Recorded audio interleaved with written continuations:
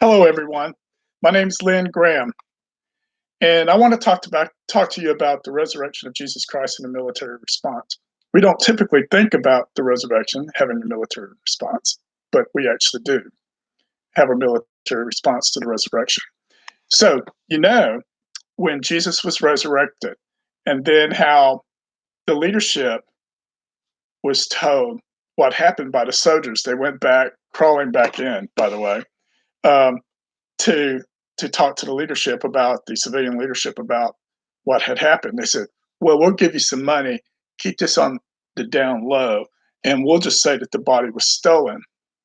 The problem with that is that that narrative was to be for the Jewish people and the people afterwards, any the Gentiles, but to the soldiers, this didn't go down well because they would have been talking to the other people in garrison about what happened.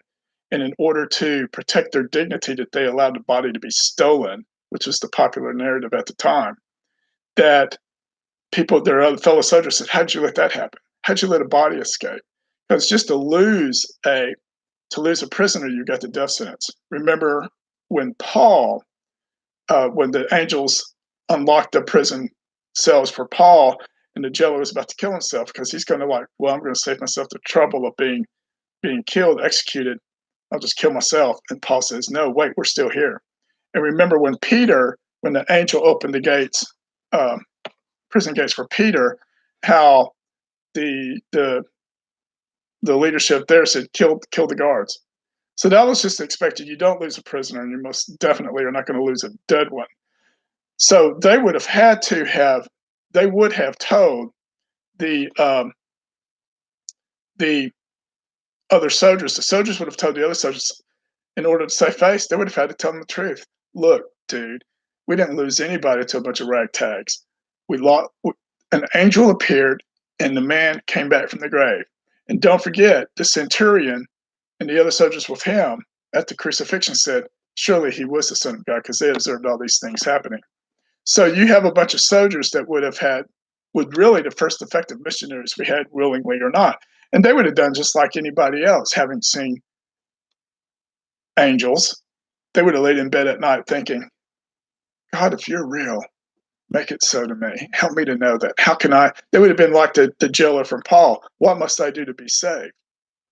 So this word would have spread around quite a bit through the soldiers to the outer parts of the Roman Empire. So there was a military response. And having had an overseas command myself, you know that when you have a trouble soldier, you get rid of them. Now all of a sudden you got a squad of soldiers who are all saying one thing. Because they would definitely not have said, "Oh yeah, man, we were like, sleeping off a drunk from a party the night before." It would have been burned. They said that's how they would have executed them. Or they wouldn't have said, or the other soldiers would have said, "How in the world did you let a bunch of ragtag fishermen steal a body from you? What is your problem?"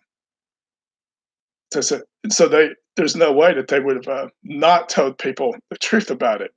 And so that would have filtered back up to the leadership as well, that we've got a problem. And not to mention the fact that the senior military leader on the spot would have been in trouble as well for this kind of stuff happening. So later on, it would have, it just was totally disruptive to the military from their perspective, but not so much from the it's the same as it would from the Jewish leadership perspective, because they were kind of blinded to, they were ignoring the obvious and coming up with schemes. If you want to, um, you should look at it in those terms, in terms of the validity of the scriptures, because it doesn't make sense. And the swoon theory is it's called, well, he was never really dead. Yeah. That wouldn't have worked because again, you let a life captive go free, you get to free, even if they escape somehow with some help, you get the death penalty. So it happened.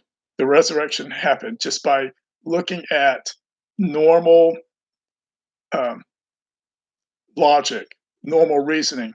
You can't help but come to those same conclusions. You guys have a great day.